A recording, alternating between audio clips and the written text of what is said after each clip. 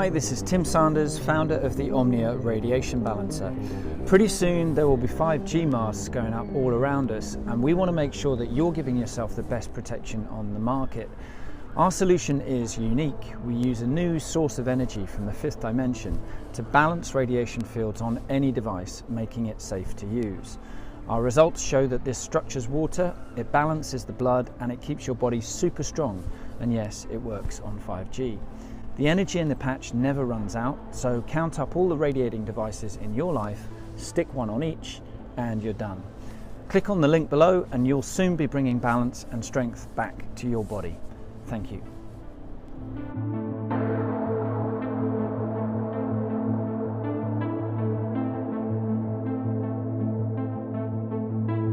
All right, Mary, are you there? Hello? I think she might be muted. Yeah, she's coming on right now. There she is. There she is. She's still muted. Hi. Can you unmute yourself, Mary? There we go. There we go.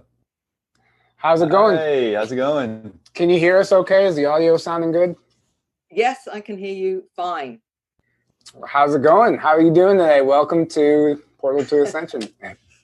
Thank you very much. It's good. It's a beautiful morning here in Queensland. Nice. Yes, very beautiful here as well. So I'll read a quick little bio and then we'll jump right into this if you're ready. Absolutely. For those who don't know, first of all, I'm Tyler. This is Aaron. We're from Journey to Truth podcast, as many of you may know already. And this is Mary Rodwell. She is recognized internationally as one of Australia's leading researchers and writers in the UFO and contact phenomenon areas. She is founder and principal of Australian Close Encounters Resource Network, ACERN, formed in 1997. After researching more than 3,000 cases, Mary suggests extraterrestrial encounters are a global phenomenon, and this is evident in the new humans referred to as star children, which we are going to get into today, and I'm excited about that. It's one of my favorite topics because anyone who spends any time around these children nowadays understands there is something major going on. They're brilliant. They're like a mini ascended master almost. So did we lose you? We got some technical difficulties. What happened? With the screen. Oh, there we go. There we go. Yeah, no, that's all right. Anyway, so Mary, did you want to discuss the star children and this what we're seeing nowadays with all these children and what they are bringing to humanity? Thank you, Tyler. What I would like to say is when we're reaching this time in our evolution, which I think is, we've all been discussing it in Portal Ascension anyway, is that we are going to evolve, and we are evolving. And what's really hard for people at the moment, particularly given the chaos on the planet right now, is I think we all need a little bit of light at the end of the tunnel to know we're not here for a waste of time. And that's really what I'd like to say about the children, is they're bringing in this hyper awareness. They know they've got a mission. Many of them talk about this, and they mention they're here with something to do. And they talk about the shift. They talk about the event. And to mention to you, only recently, I was speaking to a 10-year-old on the Sunshine Coast here. And he was explaining to me that he gets visited by light beings, that he comes from a planet of light, that there they manifest instantly. And he finds it much harder on planet Earth to manifest because he said it's a bit more dense here. And I said to him, well, what do you think is going on right now? And he said, Mary, this is the reset. Nice. That's how he explained it. This is the reset. I was talking, and I mentioned this in my book, The New Human, of a 12-year-old that was explaining to me that he'd been here on the planet many lifetimes ago, but they, as a species, had left something on the moon to do with consciousness. And he said, we've been at this point 3 times before, and it's not happened. He said, but this time there's a 95+ chance that we will make it as a species. So they're aware. They're coming in knowing they have a job to do. I talked to another 10-year-old in the US who told me this was his first time on this planet, and that he had come from a planet where he was blue, explained that he was a center seed to connect with the center of the planet, and he's going to help with the pollution. So in other words, when this shift happens, then we've got these aware new avatar humans that are coming in from all stations west, I call the cosmos, from interdimensional, extra-dimensional, as well as, you know, from our own galaxies, that are coming in with skills to assist with this shift. And this is, you know, how they're explaining it, that there is a shift and there is going to be, if you like, as one very good friend of mine, a molecular biologist, was explaining in her understanding, is that we are shifting into two frequencies, low frequency people and high frequency people. And the ones that choose to stay within this density will probably choose to stay here as a soul. But the rest that are ready to move to that other level of awareness. And what we're having is these children coming in who are going to be our teachers. They're the ones that are going to help us understand what we need to do to reach that other level of existence, if you like. And they are here with skills. One young 17-year-old, he's not that now, I've written about him, Antonio, in my book, and he says that he's an ecological engineer coming from Arcturus, and he's an Arcturian ambassador, and his job will be to give us a new ecology. So here we have children that are very aware of their mandate, very aware they're here to help with this shift, and they're dealing with ecology, they're dealing with pollution. You know, this is the kind of awareness that I'm talking about. Yes, and I think it's, I mean, how helpful would that be if we were able to remember our past lives and why we're here? And that's one gift these children have. And I think that's so crucial. And like you said, if you've ever spent any time with these children, just have a conversation with them, what they can teach us. I mean, if you want to be reminded about the purpose of life, just have a conversation with the child. It's so true, though, because, you know, that's the one thing we all forget to do is to have fun, and we forget to be a child, and it's so crucial in these times. So do you call them indigo children, star children, or crystal children? Is there a specific name? Well, they're all in the same bucket, really, in the sense that they are the new, more awake, evolved human. They're given many names. Metaphysically, they're given the names indigo, crystal, rainbow children, children of light. There's a whole range of metaphysical terms for them, depending on their energy field, for example, and their job that they've come to do. For example, the indigo is the warrior, for example. They've come in to challenge the system. You've got some coming in with love or with skills in empathy that have come as healers, for example. I mean, a lot of these children will say that they can heal, and their parents will say, you know, I didn't feel very well, or I'd hurt my knee, and my little daughter put her hands on my knee, and the next minute I was fine. They also, many of them communicate with animals, for example. As one 8-year-old told me, his job was to show humans that we need to treat animals with respect, that's important, that we understand they're connected to us. So they're here to teach, but they're also here, as I say, to assist us with this shift. But when you talk about the crystal children, the indigos and whatever, in mainstream, many of these children are given rather dysfunctional names, such as ADHD, Asperger's, dyslexia, and some forms of autism, simply because they're wired differently and they're not operating in the same way that we were programmed to operate. And they're harder to program, which is, I think, the very point of why they've come in with different wiring, is because the problem with many of us older generations and older models of human is we've been programmed out of our awareness. We're told it is not real, that it's imagination, that there's something wrong with us. And this is part of the problem of the the Western programming particularly, not the indigenous programming, because they're very open to their multidimensional selves, but we have been programmed out, and that is part of the problem.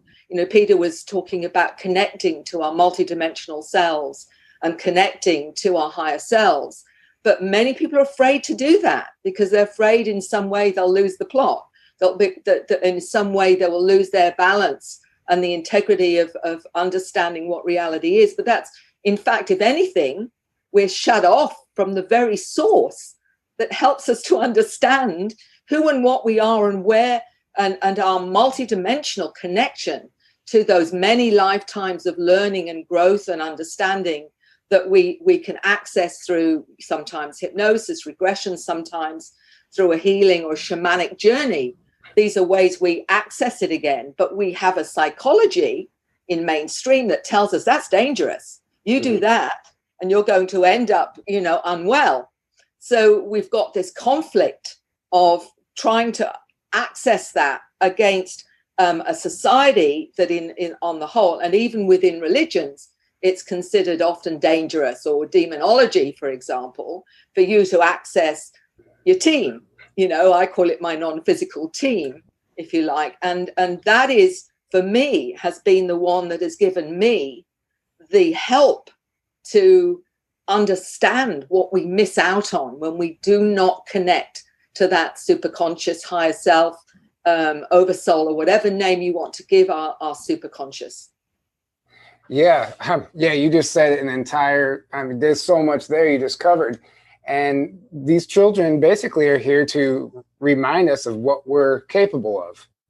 And when we see them healing and communicating with animals, it triggers something with us, within us. It activates us. And it's interesting what you said also about the, this whole, if anything, we're cut off to our true purpose. But that's the part of the programming, because whatever our true purpose is very scary, because it threatens your old reality, and people aren't ready to give that up, like you said. So it is a conflict, and that's where we see these people who are just kind of turning away from the truth and living the ignorance is bliss lifestyle. It's really interesting. Well, Tyler, it's a cognitive dissonance, because we are told about imaginary friends. Children have imaginary friends, for example. I remember one of those ladies very early on when I got involved in all of this, and she said, I was telling my mum at 6 years old that I was seeing aliens, and my mum said, that's just imagination. And she said, I was forever in conflict between what was real and what was not real, because that was not allowed for her to experience her multidimensional self. I'm talking to children across the board, and parents are talking to their children that talk about, their best friend and their buddy who is blue with big black eyes, or it's an angelic being, or it's a being of light, or whatever. And they're supporting them and also taking them on journeys to spacecraft, to other planets, for example, as one 8-year-old explained to me very excitedly that she'd been taken on board a craft to go to a planet where she was being taught how to levitate and how to use her third eye, and also was shown genetic engineering, how they're seeding other planets in other galaxies and what have you. And this is a reality for her. And then you come, and I said to her, do you ever talk about this kind of thing to school? She said, oh no, they wouldn't understand. So, this is the whole point. We're living this kind of dual reality where we promote one way of interacting with our everyday souls around us, and we're having this whole other reality that may or may not be safe to talk about, depending on who you talk about. It's almost a bit like we're seeing with this virus. You've got those that believe the narrative that everything they're being told on the television is true, and you've got those that are saying, where am I? You must be joking. This is a whole pandemic. And you've got this awful kind of split in our humanity and our consciousness at the moment, between to believe the narrative or to say, sorry, but I've just taken the red pill and it's all not true. And we're getting it with that. Heaven, what would you say if you said to somebody, well, my non-human teams just told me that this is a load of X, Y, and Z, So we're living in this really weird kind of dichotomy at the moment that, so what do you honor? What do you, what do you trust? Do you trust what you're told out there, or do you trust your core? Do you trust your resonance to truth? Because this is the challenge right now, is resonance to truth. And you are the only instrument of that. You can't rely on anybody out there to give it to you. You have to trust this, because that ultimately is all you've got. Yeah. Yes. Amen. Amen. Yes. And then that's why it's so important to focus on your spiritual growth, because as you grow, your resonance, your intuition becomes a little bit more in tune, and it's a lot easier to just pick up on this deception, and you see right through everything. So that's why it's so key to be taking care of ourselves right now and be focused on that. I wanted to ask you about hybrid children and where they come in and what role they play, because I've been made aware that I have hybrid children. Many of us do, and it's very confusing to me. Well, there's two things I'd like to say first, because hybrid often brings in a lot of fear for a lot of people, saying, oh, are they here to take over the world? That the old models will be discarded and the new hybrids will come in. Well, first of all, if you look into the history of our DNA, we are intelligently created, and that, if you go back into what the anomalies in our DNA will tell you that. And I speak about this in detail and the evidence for it. So the bottom line is that we have input from other species, and this is what is inherent in our DNA. So we're all hybrids, and yes, we have taken over the world. So let's get that out of the way first. Sure. But what you're talking about is an upgrade of the hybridization going on with some individuals, and many of the children and some of the adults have an innate awareness that they're a hybrid. And the young people and children that are aware of this have come in with that activated, so that they are connecting more to their star family than they are so much to the humans, saying, I can't make sense of this planet. It's too barbaric. I really don't want to be here. I don't understand this planet or the way people are, because that's not me. They may connect to their star origins, which could be Pleiadian or from Orion. It could be Arcturus. It could be Andromeda, or it could be as one 10-year-old who came through another dimension, and he came through a portal in the sun and told me he came from another dimension. So we are getting these children that are activated and connecting more to their hybridization, if you like, because we all have it within, I believe, in our DNA. We have multiple species that have added to our DNA, but it's not been activated. When it gets activated, we become more aware of our hybridization, although that might be added to. As I was talking to one young lady in Spain, and she said that she was aware her mother had been taken and had more activation through her added DNA from the beings. So that can be part of it as well. But the whole idea of most of us being the older models, are we going to be left behind? No, because we have it within our DNA. And as we open up to our multidimensional cells and those frequencies, that's been activated.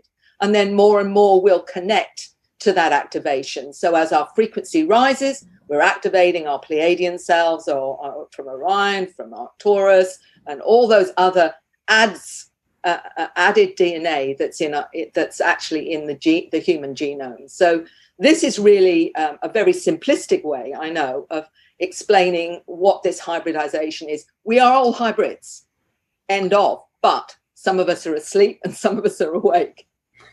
I agree with that. But what I was getting at, I guess, is it possible that I have hybrid children of my own existing on a ship somewhere right now? Absolutely. And let me give you a bit of an example. A very good case study I did from a lady in Brazil. She wrote to me because she was actually a former air hostess. And she explained that when she was working, she was in a hotel and she saw this little girl in the corridor before on her way to breakfast. And she was worried that she hadn't got her parents around. So she went up to her and said, little girl, can I help you? Where's your mum and dad? And as the little girl turned round, she was part human, part feline. And this air hostess said it freaked her out, and she ran thinking this is a monster. Only a short time later, she went up on board craft, and there was this child, which she saw, and then she was told, this is your daughter. So it was part feline, part human. And she realized that this feline being that she'd been seeing in her dreams and seeing right from a child that was this loving, beautiful presence with a kind of motherly, nurturing energy, was in fact part of this feline species. So she said that what really was astounding was she saw another time on board craft after that, where she saw this little feline girl with others that were sisters. So she'd had other children, which were part feline, part human. And her 6-year-old human daughter was actually playing with her hybrid sisters on board craft. So Wow. We've got this whole new understanding that we will contribute our DNA.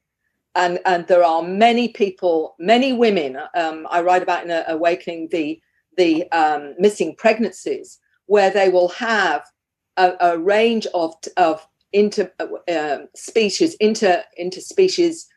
creations. And they're often to go to other planets, other solar systems. And this is, from my research, often the mantis are the master geneticists, and they're the ones that are usually involved in this program. And it's a big program. They're also dealing with timelines as well. There are a lot of things like that. But absolutely, the important thing is we are part of a amazing program that is certainly way beyond planet Earth. Yeah, that's so fascinating to me. So what if somebody out there is hearing this for the first time, something's resonating and they want to communicate with their children? Is there a way to do that, maybe via meditation, or do you have any advice for that? Well, first of all, they need to know that many of them, if they've got hybrid children, will be taken up on board craft and introduced to them. Even the men that may not have children on this planet, but their sperm or genetic material has been taken, will be introduced to their children, because if they've got human genetics, they do need love. So, and I remember working with a lady in England who told me her job on board craft was to help the parents, the mothers, actually connect to their hybrid babies, so that the child gets that emotion and gets that feeling as well. And some of the hybrid children, like the air hostess, she actually was shown physically her daughter in the hotel corridor, which of course was, very, very real. So yes, it's really important that there is that connection. And there are many instances where these children have visited their parents in various forms, if it's not out of body, but actually physically. Yeah, and I'm familiar with this concept somewhat, but I'm very curious, obviously. That's why I'm asking, and it is fascinating. And I do know people that are in communication. It's insane just to realize what is actually going on at the same time. So earlier on, you mentioned these children are here for the reset for this event. Is there any information or anything that you know about what this reset is supposed to look like, or is this what we're seeing right now? We are in it, first of all, and we're all involved in it. You're involved in it. I call the older models, like myself. We're all involved in this. But I would like to say something that's come to my attention from the Indigenous Australians to do with this whole reset. And I'll just read it to you. I need my glasses for that. Hold on. On the 21st of December, 2020, A magic box that contains a crystal will be opened by 12 Indigenous elders at Uluru, Australia. The box contains Pleiadian technology that may or may not release a beneficial frequency that's emission depends on the goodness of mankind. So in other words, if we are now ready, that frequency will assist with the reset. And this is on the 21st of December at Uluru. And this is this is the prophecy, this is the magic box, they call it. And that to me is very, very profound, because we've always known that Uluru was a very sacred place on this planet as well. So we're getting help from multiple levels, not only from our superconscious, from all those wonderful non-human teams that are around us, not only from these wonderful souls coming in from all over the galaxies and cosmos, bringing their skills to help this planet now move to that new, awakened and amazing future, because it will be amazing. And this is what I think we're sensing. But can we fully imagine what it's going to be? I don't think so. That's what I've been told. Mary, whatever you think, you can't actually conceive it yet because you're not ready. So there you go. Yeah, I mean, that's huge. What you just explained about occurring on the 21st of December, that's big. That's big. So it's so important to be discussing this type of content because of what we see, all the negativity going on right now in the world, which is by design. They want us to be sucked into the fear and the panic and that low vibration. So they want us to focus on that so we don't focus on ourselves. And when we don't focus on ourselves, we are no longer an effective spiritual warrior, if you will. And we're no longer effective in this spiritual warfare that's taking place right now. So these conversations are so important. And this is the stuff that we need to be preaching to everyone. And thank you for that. We have a couple questions. Somebody wants to know, if you're saying the hybrids, is their consciousness also a hybrid? I'm not sure what they mean by that. Are you saying their consciousness is hybrid? Well, I'm not sure what they're highlighting, but I will say that those that have identified to being a hybrid certainly have a complex understanding of themselves and their connection to their hybrid nature and the beings they're connected to. Remember, the one thing that's going on here is they are being educated out of body on board craft and on other planets. So they're being taught everything from quantum physics right through to the nature of reality and the origin of the species. So they're getting the truth. They're not getting edited versions of the truth that we do down on this planet. And they are coming in with that awareness. Well, let me mention to you one 9-year-old that wanted to speak to me. And I said, why would you like to speak to me? And he said, well, Mary, it's because of your frequency. He explained he came from Orion. He was a light physicist on Orion, dealing with time travel technology. He'd come to this planet and he said, the nearest was Nikola Tesla, because most of the scientists on this planet are not very bright, was his way of putting it. That's what I'm talking about. This is, they are connecting to the truth, the real truth of who and what we are through their awareness and through their hybrid nature. That's very well put, yes. Another question is, do you know if the hybrids are more likely to have implants? You know how some of us have implants? Yes. Is this more likely in the hybrids? Now, implants can be, good or not so good. And it depends on who's put them there. If they're from the deep state, MyLab, MK Ultra and whatever, obviously there's another agenda completely. I also know some have had implants by the beings which have assisted them as a conduit for what they're doing. And Tracy Taylor in my book mentions she had implants to help her with her artwork to bring in the frequencies, because the frequencies are coming in through artwork, through star language, through symbols, through the cosmos itself, through new technologies, and through the fact that we are all activating each other. So this whole package of frequencies that you're all putting together, the portal to ascension, is activating. We all know that. And what that will do is everyone who's receptive will take that onto their energetic fields. And wherever you go, then you are taking that package. You are taking that energetic package, which is also like a virus that is activating others if that person is ready for it. So this is the beauty of exactly what you're doing now, is that we are actually doing this for each other, and that will expand out as everybody takes on those frequencies. Yeah. Yes. Thank you for answering all these questions, by the way. This is so fascinating to me, just as much as it is to everyone else, I'm sure.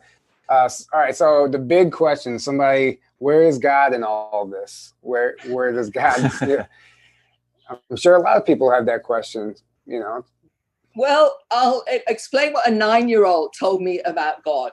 She said it's neither male or female, and it lives in the Dayland, which she says is the planet of light, and it's an ultra-terrestrial, is what she said. And she said, and it lives where the angels and light live and where we come from, and we're all part of that. So my understanding is perhaps a little bit different to a religious one, in the sense that I believe we're all aspects of that source. And so that makes the most sense to me. But all I can say to people is, the information is about you resonating to it. And some will resonate to that. Others will resonate to a different truth. In the big scheme of things, the understanding is at the top of the mountain, and there's many paths to the top of the mountain. It really doesn't matter which way you go, because ultimately you will get what you need to understand for your own soul growth. I agree. I couldn't agree with that more. Yes. I absolutely believe that we're all an aspect of source, and we are all source experiencing duality. Yeah. Somebody wants to know, so earlier you talked about how some of these children who are labeled as having autism are actually these hybrid or indigo children, whatever you want to call them. But they want to know what the relation is between vaccines and autism. I explain that in The New Human. What I'm saying is the ones that are born that have autism is different to the ones that have it instigated by damaging inserts of, whether or not it's chemtrails, whether it's the food, whether it's vaccinations. And, I just say with vaccinations, for goodness sake, people, at least do your homework and look into it before you make decisions. I'm not telling you to do one thing or another, because ultimately you'll resonate to the truth of what you need to resonate to. But do yourself a favor and look into it, because we do know there are things that are suspect in a lot of these. And I have personally, and I was a nurse, I was a midwife. So, I have looked at it from both angles. I don't believe in telling anyone what to do. What I do say is, do your research before you make important decisions about your child's health. And there is no doubt there is a lot of evidence to say some of them are very damaging. And that's a different type of autism to the ones that are born naturally with this different wiring. And we have to understand with different wiring. I remember a lady asking an autistic girl why she didn't look into people's eyes and directly. What was the problem with looking into people's eyes? Because, many autistic children don't want to look at you in the eye. And she said, the reason I don't look into someone's eyes is because I get 10,000 images in one moment. Now, what is that saying to you? They are operating on a whole new frequency. And this is how we are going to operate. And ADHD was translated by a gentleman who wrote Close Encounters of the ADHD Kind. And he retranslated that into always dialed into higher dimensions, because he always saw so much more as an ADHD in terms of the matrix. And this is where we're all going. This is not just the new kids. It's the older models as well. We're all getting ready for this completely new understanding of reality. Yes. And what's interesting about the ADHD thing is that I have a friend whose child was diagnosed with ADHD, and they were not going to medicate. They were not going to. So they started exploring different options. They came across this brain balance program, and they enrolled him in this brain balance program. They had him do, like, for a week, practices with a patch on his right eye, practices or with a patch on his left eye. They changed his diet. Within like 2 weeks, he transformed. He was like, became the most behaved student in class. He was getting good grades in just a matter of weeks, just by doing this brain balance program. So we're just not taught about what we need to do if these problems do occur. One of the things, Tyler, is that I wrote in, I got Dr. Lena Olson, particularly had ADHD, a slightly dyslexic, et cetera, and as a molecular biologist, she found that they use up more vitamin B.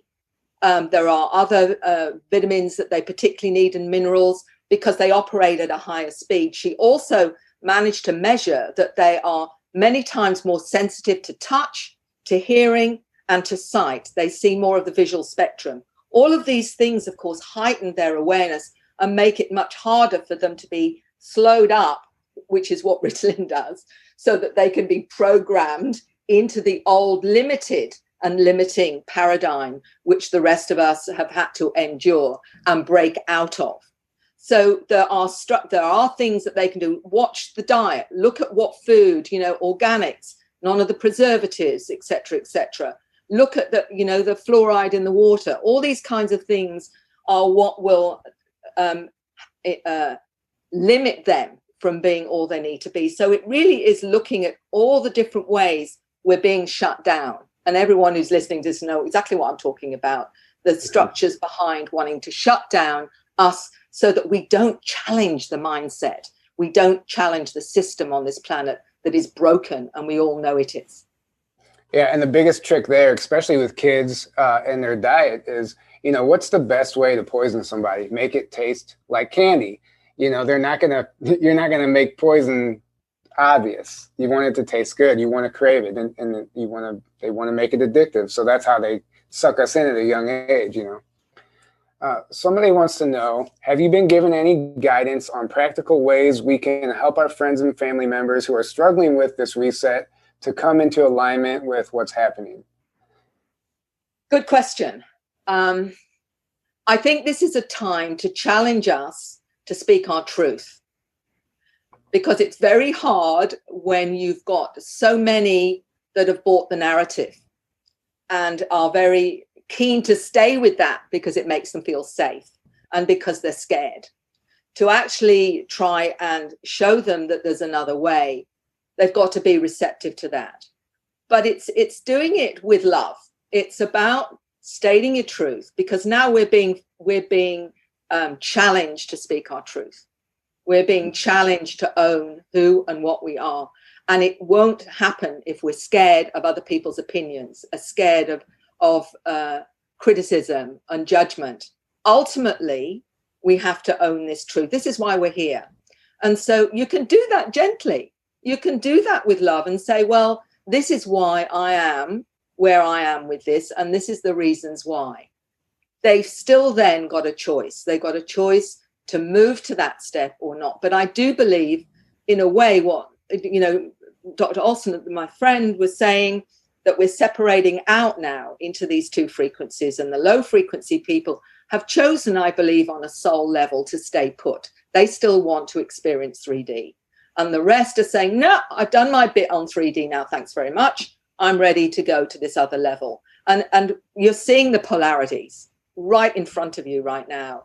And it certainly looks that way, doesn't it? Unless there is some amazing event, and goodness knows what that might be. Maybe the craft are just going to appear in the skies, as some have seen. Whether or not that's the reality or a false flag, we don't yet know.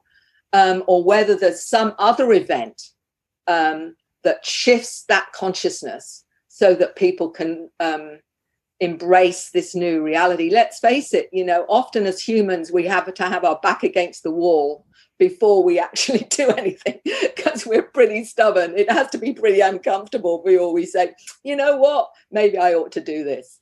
So our back is being forced against the wall right now. And that's important, and it's a good thing, because it's forcing people now to make important choices about what they want their future to be. Yeah, absolutely. In a lot of ways, this entire event right now that's happening, this pandemic, whatever you want to call it, has been a catalyst for a lot of people. It has backed them into a corner, and it has forced people to explore new options and look at things in a way they would have never done before. So it is happening. And just to add to that answer, I noticed when I started speaking my truth, I was surprised. Obviously, you speak your truth. The people who don't belong will fade away, and the people who do belong will just be magnetized towards you. And I was surprised at the people who were reaching out to me and had questions. And that's one good way to assist in your friends and family, to speak your truth. And the people who want to know, they're going to find their way towards you. And they're going to ask you. Maybe it's just something insignificant, but whatever you might say might start them on their journey. So. Yeah, and Tyler, you're absolutely right. I think, though, now it's not about pretending anymore and putting on the masks and doing the socially accepted thing anymore. It really is about owning it. And you don't have to be cruel. You don't have to be aggressive.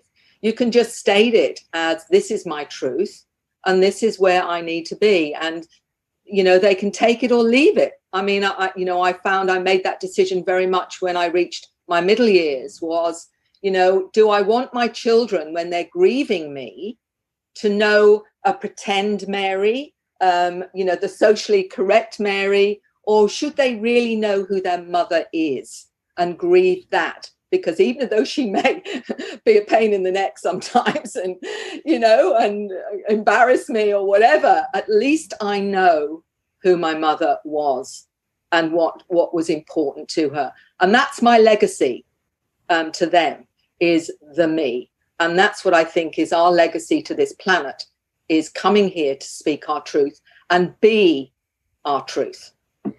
That's such an important point, because like you said, I think maybe Neil even uses this term, but we all go out there and we become a cardboard cutout version of ourselves.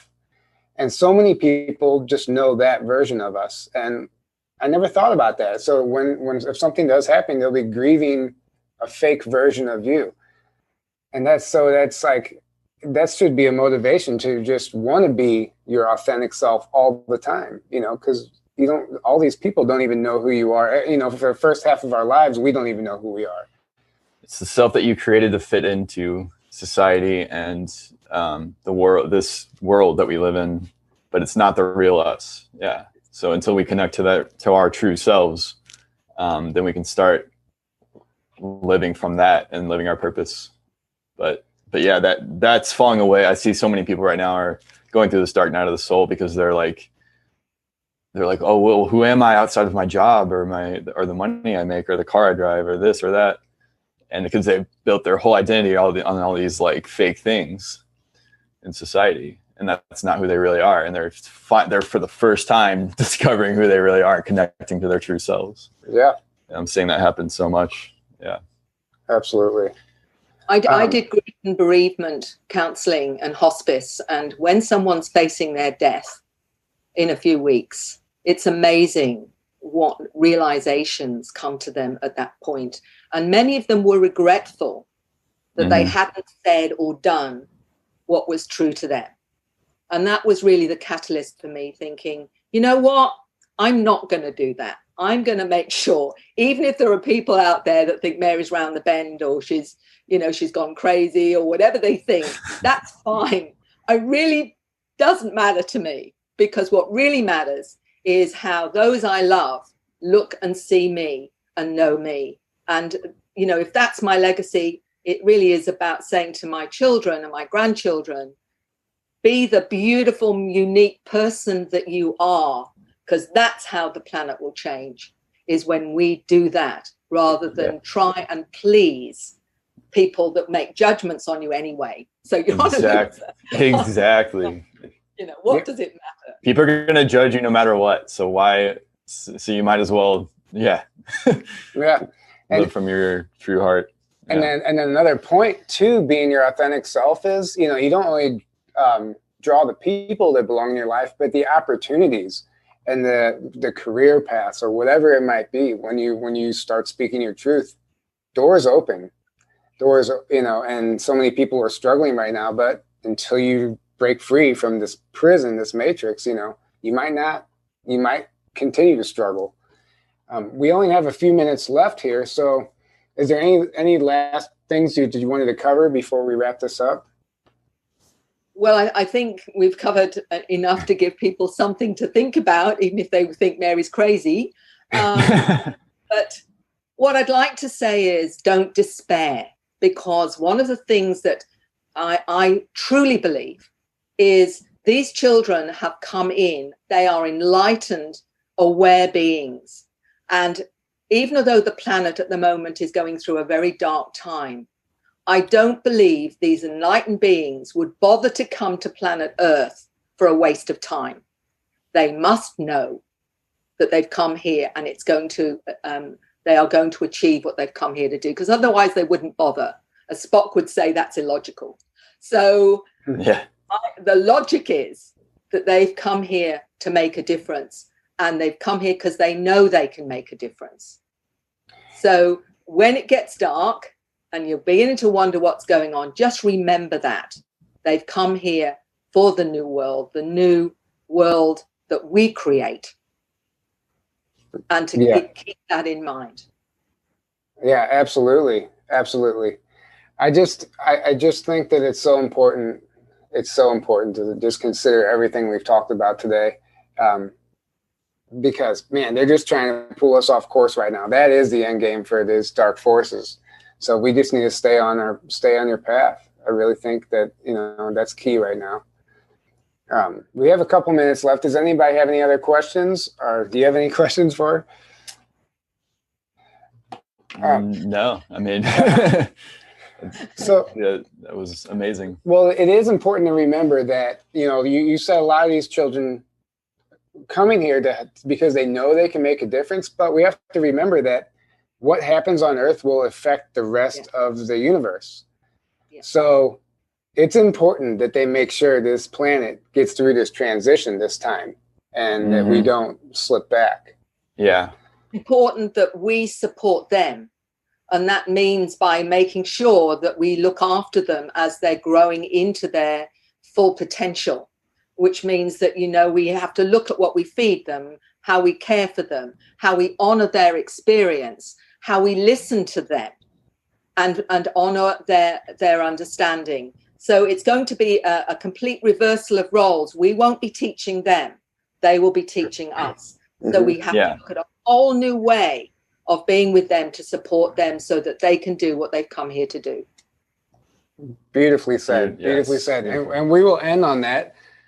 Thank you so much for sharing all of your wisdom, all of your knowledge. I know that this helps so many people. And really quick, just to give ourselves a plug, guys, I don't know who follows us or not, but we did not make it through the Facebook purge. Our pages were disabled. They wiped us out. So we've lost all those followers, all that content. So if you do want to follow us, find us on Twitter, Instagram, or YouTube. You can subscribe there and follow us. And, you know, all your support helps because it's tough right now. They do not want us talking about this stuff. It's very unfortunate. Other than that, did you want to say something? No. Oh. Thank you. Thank you all. And up next, we have Scott from Love Coach Academy. And I believe that's it. Thank you, everybody. Have a great day. Thank you so much. Have a great day.